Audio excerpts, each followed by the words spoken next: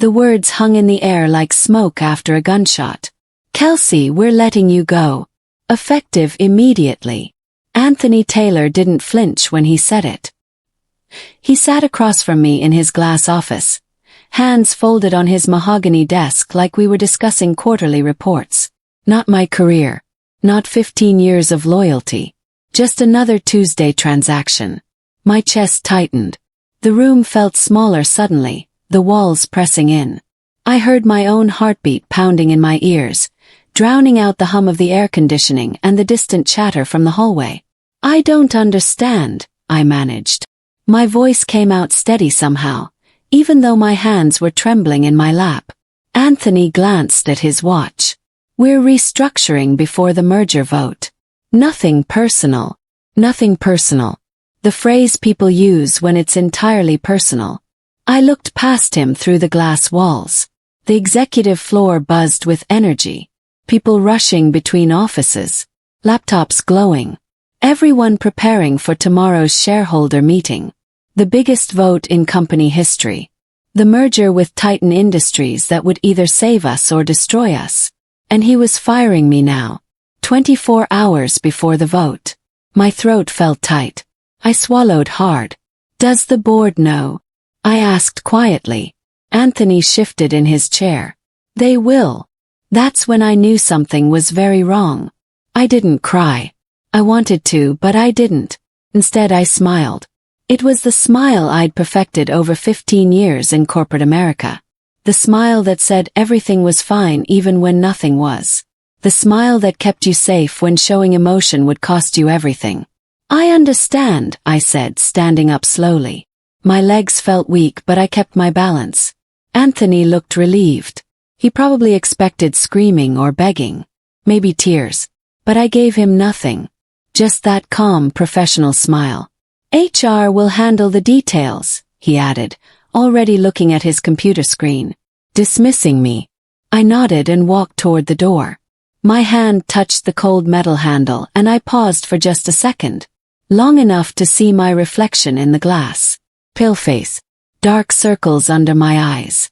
15 years condensed into one moment. Inside something cracked. Not broke entirely, but fractured. Like ice on a frozen lake when you step too hard. Anthony thought this was over. He thought firing me 24 hours before the merger vote was smart strategy. Clean. Efficient. He had no idea what he'd just done. I opened the door and walked out, shoulders back, head high. Security wasn't escorting me yet. That would come later. For now, I had maybe 30 minutes of access. 30 minutes before they locked me out of everything. I needed to think fast. The elevator ride down felt endless. 5 floors. Each one marked by a soft ding that echoed in the empty space. I stared at my reflection in the polished steel doors. Who was I now? Not the director of shareholder governance anymore. Not the woman who spent 15 years building relationships with every major investor. Not the person who knew every proxy rule and every voting procedure by heart. Just someone being erased. The timing wasn't random. I understood that now. Anthony needed me gone before the vote. He needed control. Complete control. No complications. No questions. What he didn't realize was that the merger vote wasn't just a formality. It required specific proxy authority. Authority that legacy shareholders had granted to me personally years ago. Authority that lived in documents most people never bothered to read. Authority that didn't automatically transfer when I left. The elevator doors opened. I stepped into the lobby. Marble floors. Glass walls. The company logo hanging overhead like a monument to something that used to matter. My phone buzzed in my pocket. Probably HR. Probably security already activated. Probably my access badge about to go dead. I walked through the revolving doors into cold October air. The city noise hit me all at once. Traffic. Sirens. People shouting into phones. I stood there on the sidewalk, briefcase in hand, and let the truth settle over me like snow.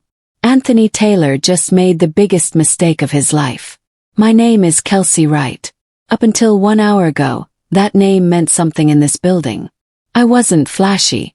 I didn't have a corner office or a fancy title that impressed people at parties. Director of Shareholder Governance sounds boring. Sounds like paperwork and filing cabinets. That's exactly what Anthony thought. But what I actually did was hold the keys to every major decision this company made. I managed relationships with shareholders who owned 60% of voting stock. I interpreted bylaws that even our lawyers didn't fully understand. I handled proxy votes, abstentions, legal challenges, and compliance issues that could sink us if done wrong. I was the invisible foundation holding everything up. And they just kicked me out. I sat in my car in the parking garage, hands gripping the steering wheel. My briefcase sat in the passenger seat. Inside was my laptop. Still active. Still logged in. I had maybe 2 hours before IT remotely wiped it. I opened it carefully and stared at the screen. My emails. My files. My contacts. 15 years of institutional knowledge that lived in my head and my hard drive. Anthony thought he could just replace me. Hire someone new. Transfer my responsibilities. He didn't know what those responsibilities actually were. Nobody did. The call came the night before. Sunday evening. I was home watching old movies and ignoring work emails for once. My phone rang.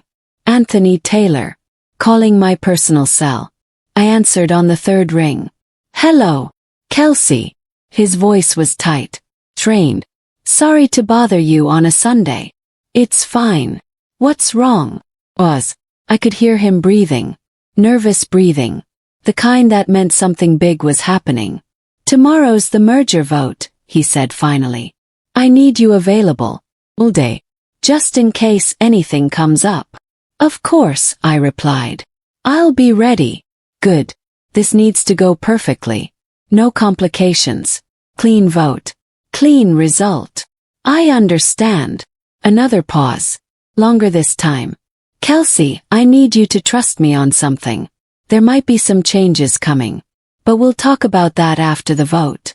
Just focus on tomorrow. Changes. That word hung in the air like a warning I didn't fully understand yet.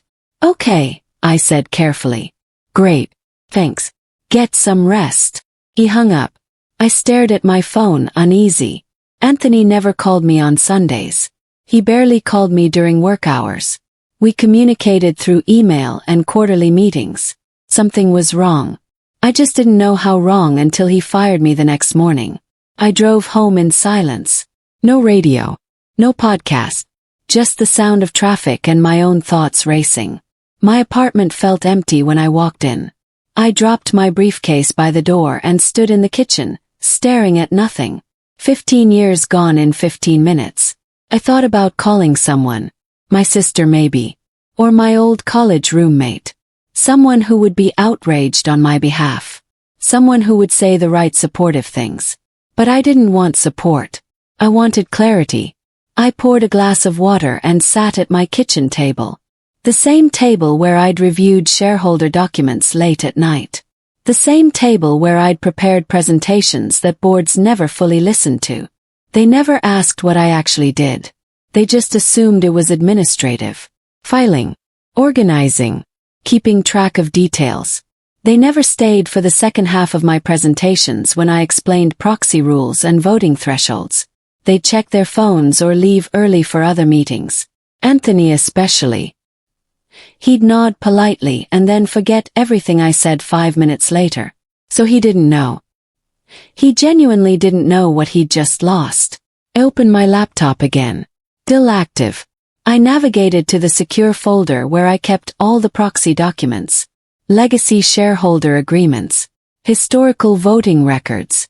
Bylaw interpretations that controlled everything. Everything Anthony needed for tomorrow's vote. Everything he no longer had access to. The merger vote wasn't symbolic. That's what people outside the company didn't understand. Titan Industries wanted to acquire us, but the deal required shareholder approval. Not just a majority, a supermajority. 67% of all voting shares had to approve. That meant legacy shareholders mattered. The founders' families. The early investors who still held significant blocks of stock. People who didn't show up to regular meetings but absolutely showed up for mergers. And those people had given me their proxy authority years ago. Proxy authority means I voted on their behalf. They trusted me to represent their interests, to understand the details they didn't have time for, to protect their investments. That authority was written into documents filed with SEC. Documents that required 60 days notice to change. Documents that Anthony had never bothered to read. He thought firing me would be clean, simple. Just remove me and move forward. He didn't realize that without me, those legacy votes disappeared. They wouldn't automatically transfer to him or anyone else. They'd just vanish from the count. And without them, the merger vote would fail. The company would collapse. The stock price would crater. And Anthony would take the blame.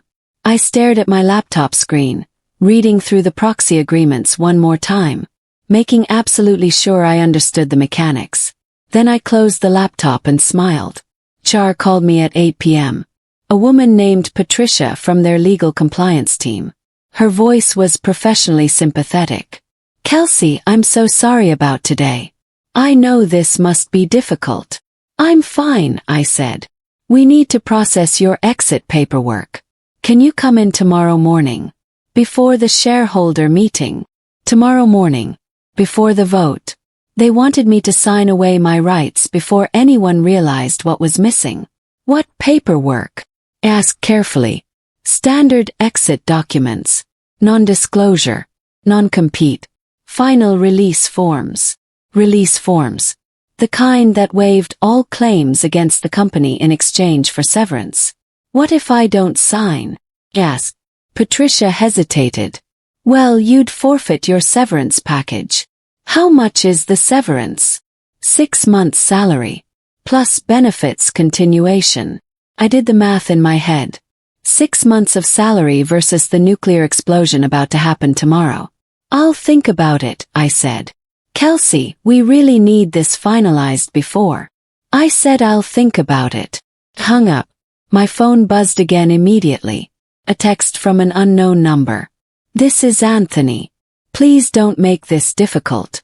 Sign the papers tomorrow and we'll make sure you're taken care of." I stared at the message. He was scared. He wouldn't be texting me directly unless he was scared. I didn't reply. I couldn't sleep that night. I lay in bed staring at the ceiling, replaying everything. 15 years ago, I started as a junior analyst. Fresh out of business school. Eager to prove myself. I worked weekends. I stayed late. I learned every tiny detail about shareholder governance because nobody else wanted to. Slowly, I became the person everyone relied on. The expert. The one who knew the rules. 10 years ago, the founder retired. Before he left, he called me into his office. "Kelsey," he said, "I'm giving you something important. The legacy shareholders trust you. I'm assigning their proxy authority to you personally. Not to a position. To you." I didn't fully understand what that meant then. I just felt honored. "Guard this carefully," he continued. "These votes matter more than you realize. Someday they might be the difference between this company surviving or dying." Promised I would. Now, lying in the dark, I understood why he'd done it. He knew CEOs would come and go. Strategies would change. Priorities would shift. But relationships lasted. Trust lasted. And he'd trusted me to protect his legacy. Anthony Taylor never understood that. He saw me as an employee. Replaceable part. He was about to learn the difference. Morning came cold and gray. I dressed carefully. Professional suit. Minimal jewelry. Hair pulled back. I looked like someone going to a funeral. I drove to the office slowly. The shareholder meeting started at 10 a.m. It was 8:30 now. Had time. The parking garage felt different already. My badge didn't work at the executive entrance. They deactivated it overnight. I walked around to the main lobby. Security recognized me but checked my ID anyway. "Ma'am, are you here for the shareholder meeting?" "No," I said calmly. "I'm here to see HR." They let me through. I took the elevator up to the 3rd floor where HR lived. Patricia was waiting in a conference room. She stood when I entered. Kelsey, thank you for coming. I sat down. She slid papers across the table. Exit documents. Release forms. Everything designed to make me disappear quietly. I read each page slowly. Every word. Every clause. This waives all claims, I noted. Standard procedure. And if I don't sign? Patricia shifted uncomfortably. Then we can't process your severance. I nodded slowly. Then I stood up. I'm not signing today. Kelsey, please. I need time to review with my attorney. I walked out before she could respond. Left the papers sitting on the table and signed. It was 9:15 a.m. The vote started in 45 minutes. I went home and turned on my laptop. The company was live streaming the shareholder meeting. Standard practice for major votes. I made coffee and sat at my kitchen table watching the screen. The boardroom filled slowly. Directors taking their seats. Executives looking confident. Anthony at the head of the table, smiling and shaking hands. He looked relaxed. Victorious already. Like the hard part was over. I sipped my coffee and waited. At exactly 10 a.m., the chairman called the meeting to order. Good morning, everyone. Today we vote on the proposed merger with Titan Industries. This is a binding vote requiring 67% approval from all voting shareholders. He reviewed the terms, the financial details, the strategic reasoning, everything we'd discussed for months. Then came the roll call. Names were read alphabetically. Each shareholder's vote recorded. Some voted in person. Most voted by proxy. Anthony had assigned himself as proxy for several institutional investors. Their votes came through smoothly. Then they reached the legacy shareholders. The founders' families. The early investors. The secretary called the first name. Anderson Family Trust. Silence. Anderson Family Trust, your proxy authority is missing from our records. We show it was previously assigned to Kelsey Wright, but she's no longer with the company. Anthony's smile faded slightly. Skip it, he said. We'll come back. They moved to the next legacy shareholder. Same problem. No proxy. Then the next. Same issue. One by one votes disappeared. I watched Anthony's face on the screen. The confidence draining. Replaced by confusion. Then concern. He leaned toward the corporate secretary, whispering urgently. She shook her head. Showed him something on her tablet. The chairman cleared his throat. We seem to have a procedural issue. Let's take a brief recess while we resolve this. The live stream cut to a holding screen. Classical music played softly. I knew exactly what was happening in that room. Panic. Scrambling. Someone pulling up proxy records. Someone else calling legal. And everyone asking the same question. Where's Kelsey? My phone rang.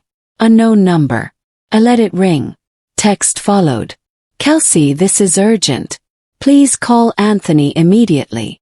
I deleted it. Another call. This time from the board secretary. I ignored that too. They needed me. For the first time in 15 years, they desperately needed me and couldn't just summon me to a meeting or send me a task.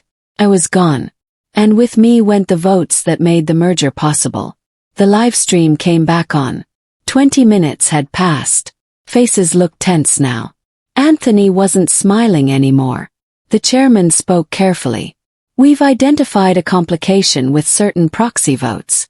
We're going to postpone the remainder of this vote until we resolve the authority issues. Postpone.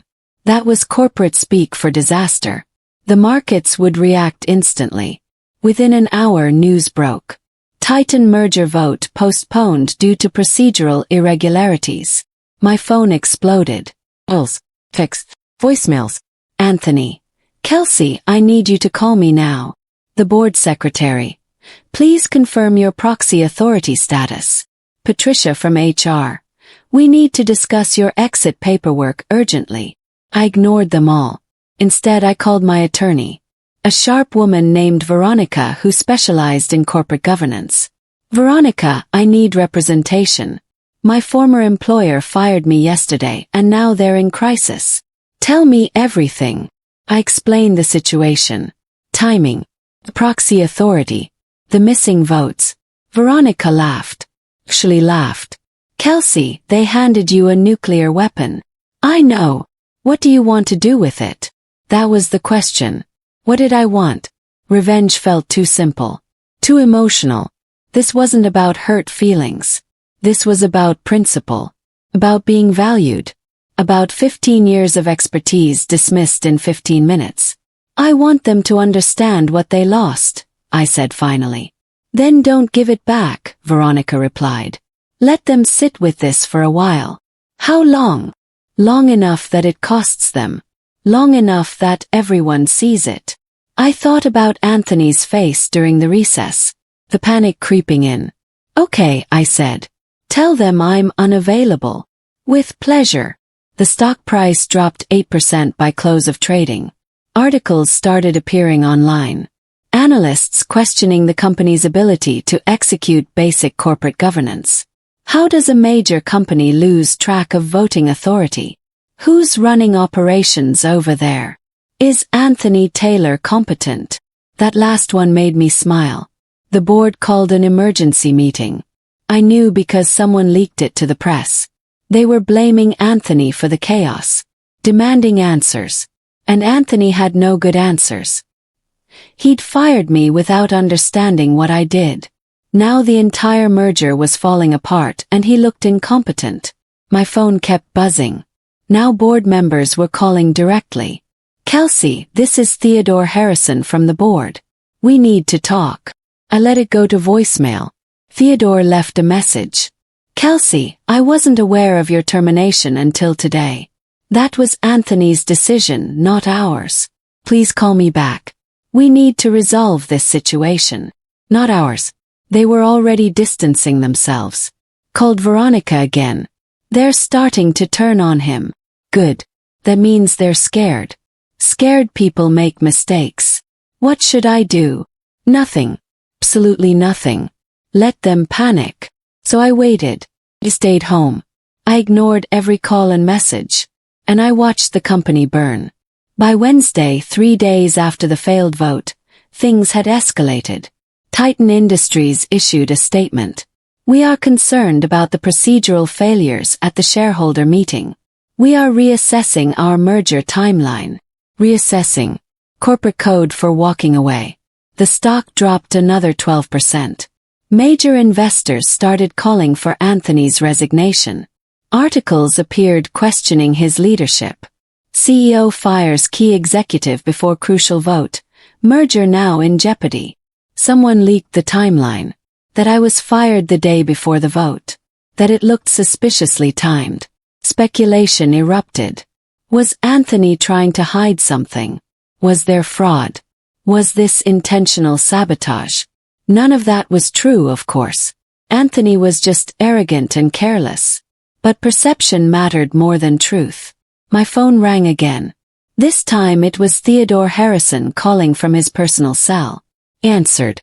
Kelsey. Thank God. Mr. Harrison. Please call me Theodore. Kelsey, we need your help. This situation has spiraled out of control. I'm aware. The board didn't authorize your termination. That was Anthony acting independently.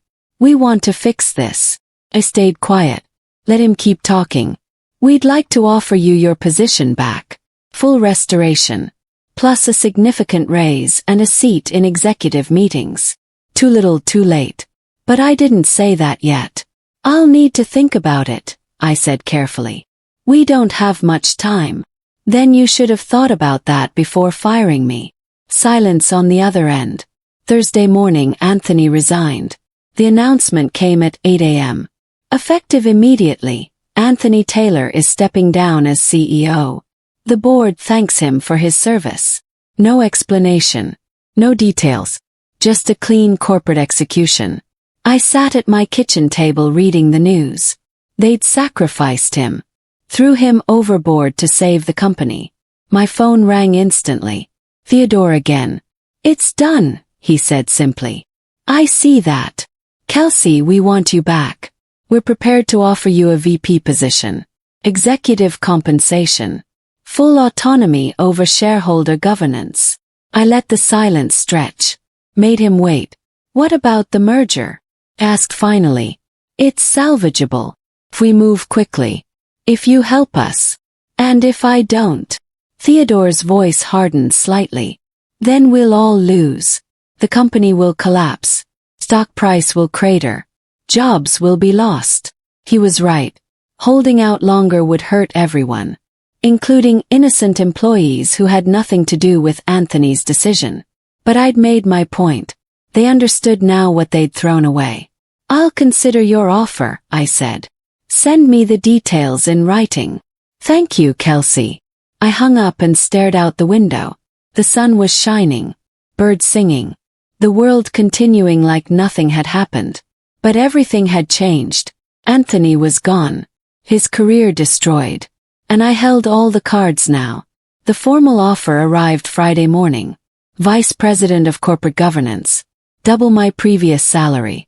Stock options. Executive benefits. And a clause that gave me authority to approve or reject my own termination in the future. Essentially unfireable without board consensus. Veronica reviewed it carefully. This is better than I expected. They're scared of you now. Good. Are you taking it? Thought about that. Walking away would feel powerful. Starting fresh somewhere else. Leaving them to deal with the consequences. But staying meant control. Real control. The kind Anthony never had because he didn't understand how power actually worked. Yes, I said. I'm taking it. Smart. But make them sweat a little longer. I waited until Monday morning. Let them wonder all weekend. Then I called Theodore. I accept the position. On 3 conditions. Name them. First, I want Anthony's termination made public with details. I want everyone to know why he was fired. Done. Second, I want quarterly presentations to the full board on governance matters. No more being ignored in meetings. Agreed. Third, I want a written apology from the board for how this was handled. Theodore hesitated. A public apology. Private is fine. But I want it documented. You'll have it. Smiled. Then I'll see you Monday morning. My first day back felt surreal. Walking through those same doors. Riding the same elevator. But everything was different. People stared as I passed. Some smiled nervously. Others avoided eye contact. I wasn't invisible anymore. My new office was on the executive floor. Corner office. Windows overlooking the city. The office Anthony used to walk past without noticing me. Theodore met me there personally. He handed me a leather folder. Your welcome package. And this. Inside was a letter. Signed by every board member. Dear Kelsey, we sincerely apologize for the unprofessional manner in which your employment was terminated. This action was taken without proper consideration of your role or contributions. We recognize the damage caused and commit to ensuring such failures never happen again. I read it twice. Then tucked it away in my desk drawer. Thank you, I said simply. No thank you. For coming back. For saving us. I didn't save you yet. The merger still needs approval. Can you fix it? Smiled. Yes. But it'll take time. How much time? 4 weeks. Maybe 6. I need to rebuild trust with the legacy shareholders. Explain what happened. Convince them we're stable. Theodore nodded. Whatever you need. I'll need complete authority. No interference. You have it. That afternoon I started making calls. The Anderson Family Trust was first. The founder's daughter answered. Ms. Anderson, this is Kelsey Wright. Kelsey. My God, what happened? We heard you were fired right before the vote. It's a long story. But I'm back now. And I want to apologize for the confusion at the meeting. That wasn't your fault. Still, I take responsibility for any disruption to your voting rights. Kelsey, my father trusted you. That's why he gave you our proxy.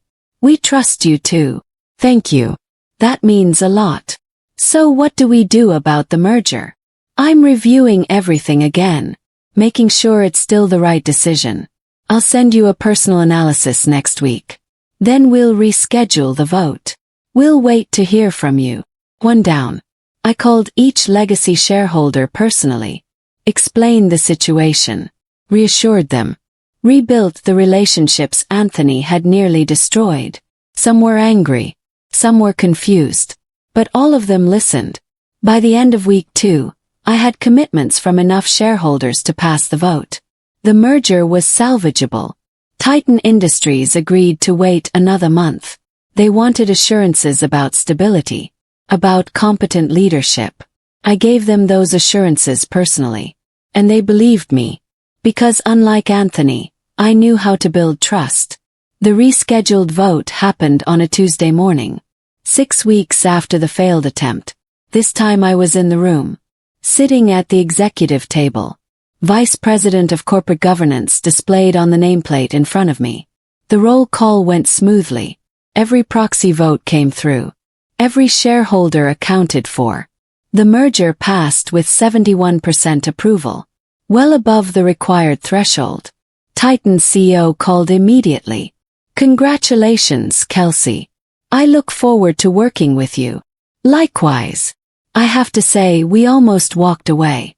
The chaos last time concerned us. I understand. That won't happen again. I believe you. After the vote, Theodore pulled me aside. You did it. We did it. No, you did it. Anthony tried to cut you out and nearly destroyed everything. You came back and saved us. I didn't argue. It was true. That evening I went home exhausted but satisfied. The company was stable. The merger was complete.